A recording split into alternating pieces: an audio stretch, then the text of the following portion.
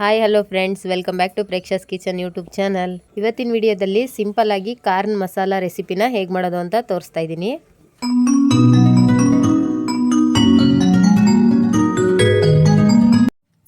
ಮೊದಲಿಗೆ ಜೋಳದ ಸಿಪ್ಪೆನ ಬಿಡಿಸಿಟ್ಕೊಂಡಿದ್ದೀನಿ.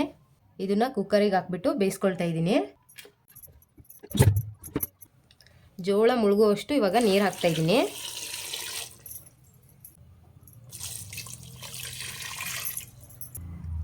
ಜೋಳ ಬೇಯಲಿಕ್ಕೆ 1-2 ಸ್ಪೂನು ಉಪ್ಪು ಹಾಕ್ತಾ ಇದ್ದೀನಿ.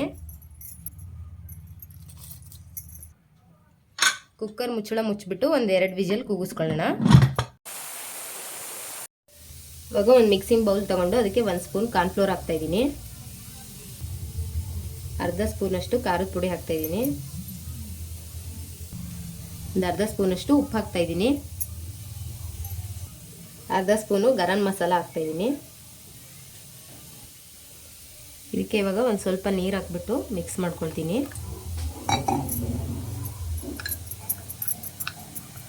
ಸ್ವಲ್ಪ ಗಟ್ಟಿಗೆನೇ ಇರಬೇಕು.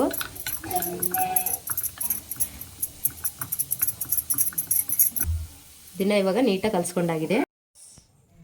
ವಿಷಲ್ ಆಗಿದೆ. ಇವಾಗ ಕುಕ್ಕರ್ ಓಪನ್ ಮಾಡ್ತಾ ಇದ್ದೀನಿ.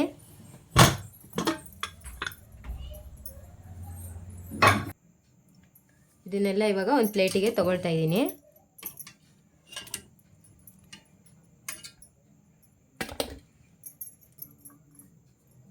ಇವಾಗ ಈ ಪೇಸ್ಟ್ನ ಜೋಳಕ್ಕೆ ಹಚ್ತಾ ಇದ್ದೀನಿ.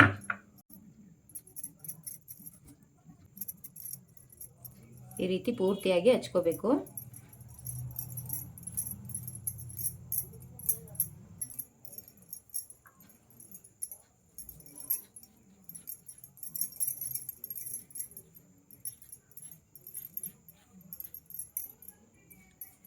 ಜೋಳನ ಕೊನೆಯಲ್ಲಿ ನಾವು ಸುಡ್ತೀವಿ ಅಂತ ಹೇಳ್ಬಿಟ್ಟು ಅರ್ಧ ಎಲ್ಲ ಬೇಯಿಸ್ಕೋಬಾರ್ದು, ಪೂರ್ತಿಯಾಗಿ ಬೇಯಿಸ್ಕೋಬೇಕು.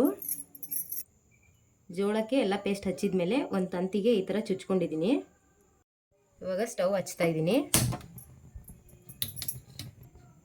ಮಸಾಲ ಹಚ್ಚಿರೋ ಜೋಳನ ಸುಡ್ತಾ ಇದ್ದೀನಿ.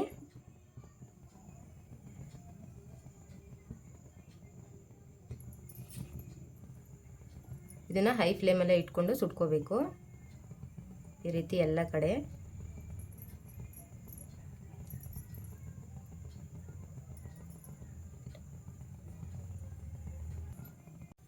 ಈ ರೀತಿ ಹಚ್ಚಿರೋ ಮಸಾಲೆ ಎಲ್ಲ ಫ್ರೈ ಆಗೋವರೆಗೂ ಸುಟ್ಕೋಬೇಕು.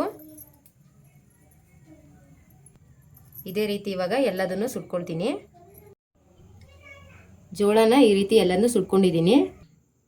ಇವಾಗ ಕಾರ್ನ್ ಮಸಾಲ ರೆಸಿಪಿ ರೆಡಿಯಾಗಿದೆ.